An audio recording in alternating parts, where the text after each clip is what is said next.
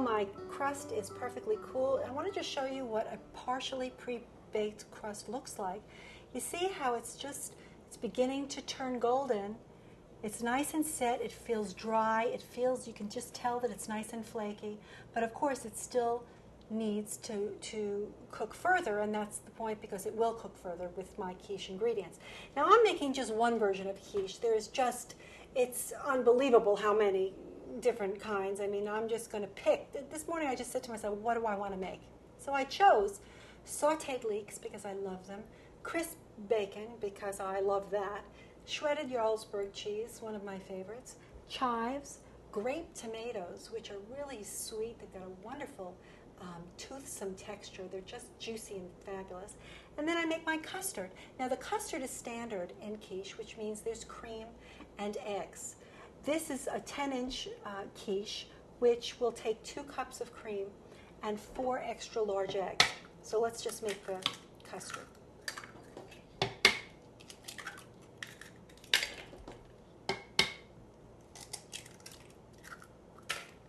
It's so funny when I cook, I get this goofy look on my face. Sometimes my kids look at me and say, "What are you smiling at?"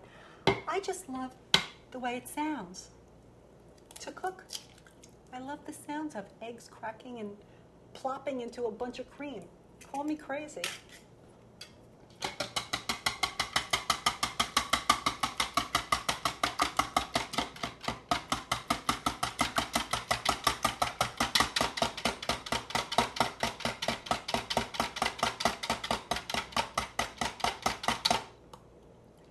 Add some chives to that.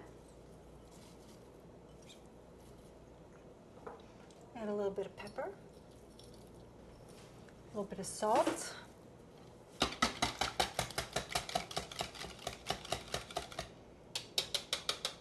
Now, you can certainly bake a quiche early in the day, or this is a great thing to actually bake. Like, let's say it's a Sunday and you want to go see a movie with the family. You could either do one of two things. You could bake it before you go and let it just sit out and wait for you, and then you serve it at room temperature. Or you can chill it once it's cooled, and then you can reheat it at 350 until it's hot throughout. Or you could combine your custard before you go. You could have all of your filling ingredients ready, just like this, and then when you come home, you just preheat the oven, fill the shell like I'm going to do, and then you bake it then. So you've got choices, timing choices, depending on, what you feel like doing. Okay, so when you're filling a crust, you want to use the things that are the most insulating on the bottom, of course, because remember, you want to keep it crispy on the bottom. So I'm going to put some shredded cheese down here. Nice, healthy layer. I'm going to add some crisp bacon over that. My dog will get that. That's her lucky day. She lives for a piece of bacon to fall on the floor. Oh. You're going to hear her come in soon. I'm sure of it. I'm going to take, these are sauteed leeks, which I just, they were thinly sliced leeks. Actually, what I did was I fried the bacon. And then after I fried the bacon, I took out all the fat.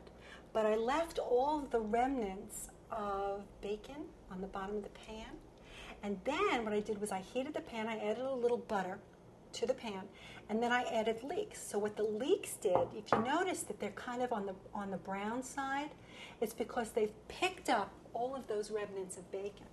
So they're kind of like bacony leeks. Extra delish. So I've got them in there. Let's see, what else do I want? Just want to make sure I don't make any mistakes before I pour on my filling. So I've got my cheese, I've got my bacon, I have my custard made. I'm going to just pour this in.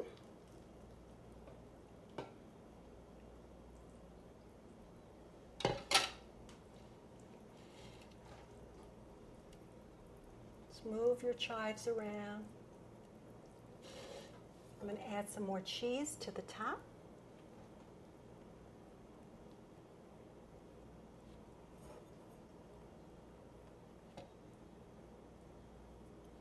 I'm going to take my grape tomatoes and put them along the side. And what's going to happen is they're going to, in the oven, they're going to blister. Whoa! They're going to blister and become soft, but they're going to add a really nice color. And what's nice about the tomatoes is because of their acidity, you know, quiche is rich.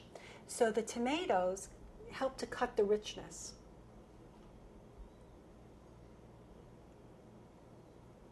So there's your quiche before it goes into the oven.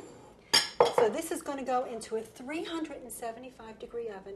You're going to put it onto a shallow baking sheet, and then you're going to carry it to the oven on that shallow baking sheet, and you're going to bake it at 375 for about 45 to 50 minutes or until it's set and golden brown. Then you take it out and let it, if you want to serve it hot right away, you want to let it settle for about 10 minutes, which encourages it to, you know, settle down and behave so it cuts easier. You get a nice wedge. You need to let it set.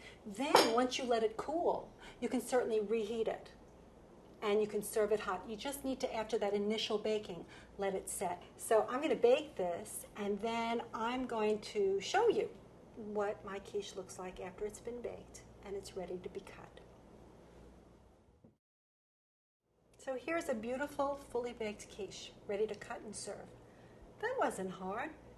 Crust, custard, some fillings, bake it, let it cool, cut it, serve it. What's so hard about that? Let me cut it so you see what a slice looks like.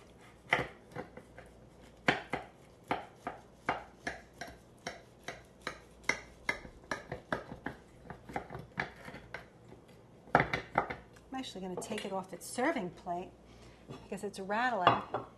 It's still warm. I feel it warm on the bottom. The best way, because the first cut of a pie, of any pie, can be difficult. The best way to do that is to cut it completely in half first. Make sure you get all the way down to the crust, and then when you finish, shimmy the knife blade a little bit, just to help things separate. You're going to cut your nice wedge.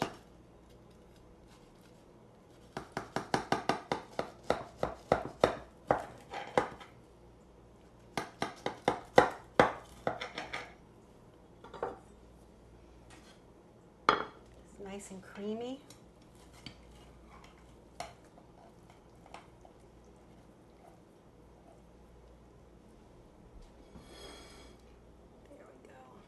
A nice piece of quiche.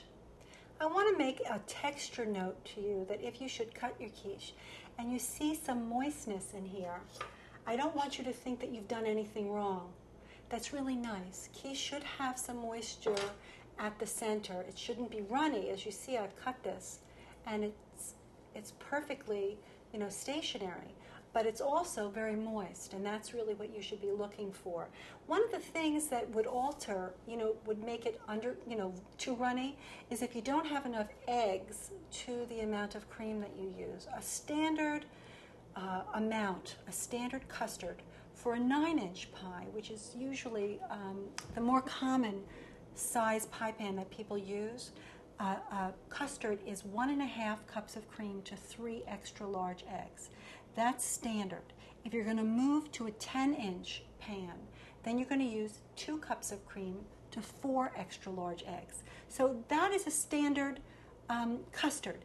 You want to bake this long enough, so it's 45 to 50 minutes, till it looks, you know, nice and golden, and then you want to let it settle so that it does, you know, firm up a bit, but it should retain a little moisture in the center.